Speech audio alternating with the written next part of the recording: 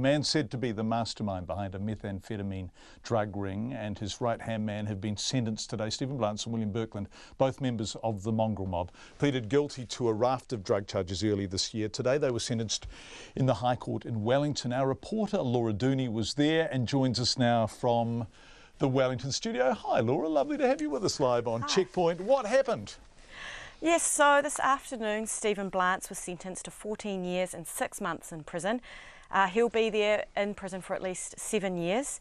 William Berkland was sentenced to 13 years and 3 months for his role and will spend at least 6.5 years in jail.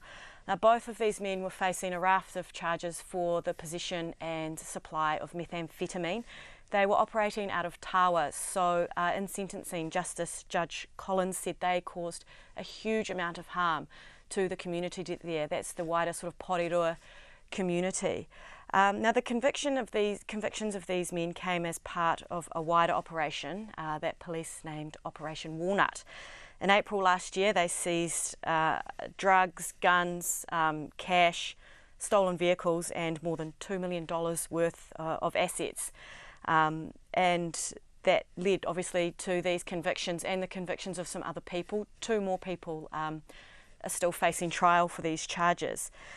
In the sentencing, Justice Judge Collins says while the group was under police surveillance between October 2016 and April 2017, the men bought 15 kilograms of meth worth about $5.25 million and sold it, earning themselves a profit of more than $1.5 million. He says both men were at the extreme end of their offending. Now, as I said, they were dealing out of a house on Coate Street in Tawa, and while they were being watched, 700 people came in and out of the house to purchase the drug. Holy moly, that's a hell of a lot of people, Laura. Yeah, and that house, it had reinforced steel doors, a sophisticated CCTV system, and at times a drone was used as surveillance. The pair also had a wide network of informants to keep them posted on police activity. Now, during the sentencing, the defence lawyer, Blance's defence lawyer, Elizabeth Hall, said to the judge that imprisoning Blance wasn't going to solve the meth problem in the country. She said his offending began as an addiction. The same was said of Berkland by his lawyer, Christopher Stevens. Mr. Stevens said Berkland was very sorry for his offending, and now that he's clear-headed, he's sorry for the impact it's had on his children. He described Berkland as a respectful and careful father whose offending, like Blance's, was motivated by his addiction. Thanks, Laura. Just before you go, and we used to be making statements like that, but they did both plead guilty, didn't they? So that's that is material. But just before you go, what do the police say about the sentences? Any comment from the police or the prosecution?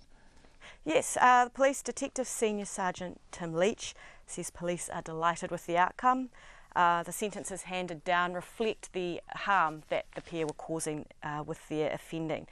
He says that result came through the determination and skill of the police, and he mentioned that police do know who's dealing methamphetamine and other drugs in the region. So he's sort of issued a bit of a warning that police are keeping an eye on them and they will be caught. Laura Dooney, live from our Wellington newsroom. Thank you very much indeed.